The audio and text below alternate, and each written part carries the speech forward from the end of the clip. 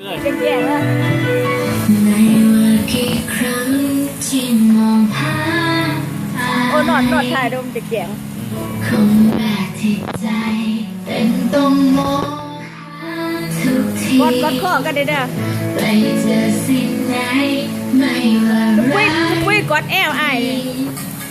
ยังต้องคิดถึงคนนี้อยากทำอะไรกดแอลไอแค่หลับตาถ้ารู้สึกเหงาแล้วต้องมองหาถามว่าฉันจะคิดถึงใครเมื่อไรก็ใช่เธอของเธอใช่เธอเดียวที่ฉันมั่นใจใช่เธอคือคนพิเศษไม่ต้องการพิสูจน์แต่ใจตรงนี้ปุ้ยก็จับมือไอ้เลยดิคนที่ฉันรักคือใครจะรู้บ้างไหมใช่เธอทั้งนั้น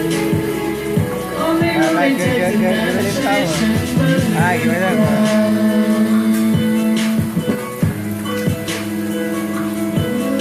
เอาคืนน้ำแกครับเสื้อ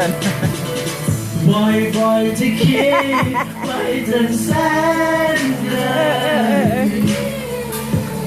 เกิดในใจเอาใหม่พูดหลอกเลยสิคิดไม่ตรงกันมันคงเป็นฉันบ้าบ่ที่เรารักแต่ลึกๆในใจของฉันก็คงเป็นอย่างเดิมหลับตาแค่หลับตาถ้ารู้สึกเหงาและต้องมองหาถามว่าฉันจะคิดถึงใครเมื่อไรก็ใช่เธอทางของเธอใช่เธอเดียวที่ฉันมั่นใจใช่เธอเป็นคนพิเศษไม่ต้องการพิสูจน์อยู่ในใจหยุดใจตรงนี้อะไรก็ใช่คนที่ฉันรักคือใครใช่เธอรู้บ้างไหม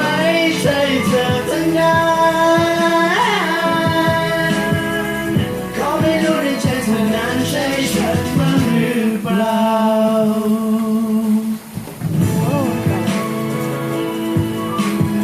เวทีสิฮักบาทนี่แหละนี่แต่ว่าเล็ก16เนี่ยเมื่อไรก็ใช่เธอคำถามของเธอใช่เธอเดียวที่ฉันมั่นใจใช่เธอคือคนพิเศษไม่ต้องการพิสูจน์แต่อยู่ใจตรงนี้ที่ฉันรักคือใครจะรู้บ้างไหมใช่เธอทั้งนั้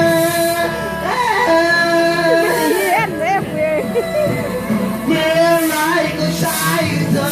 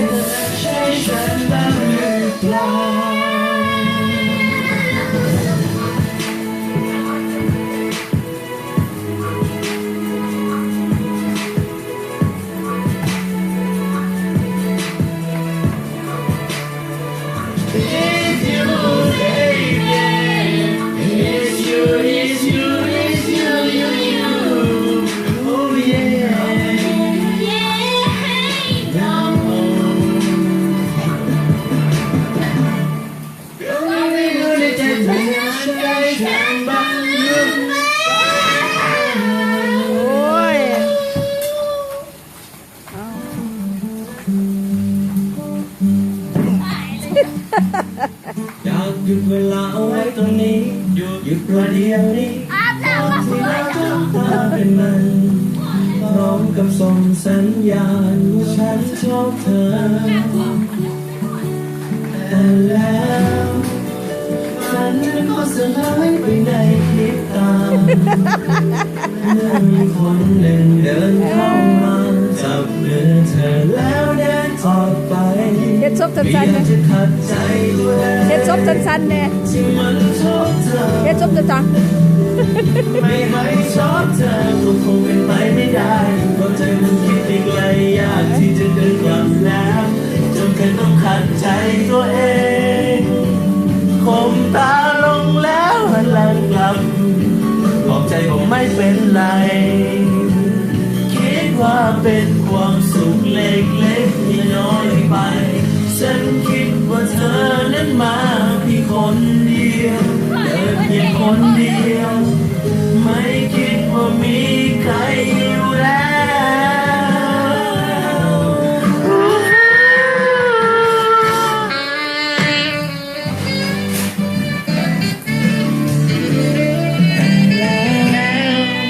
ฝันนั้นก็สลายไปในพริบตาเมื่อมีคนหนึ่งเดินเข้ามาจับมือเธอแล้วเดินจากไปไม่อยากจะขัดใจตัวเองที่มันชอบเธอ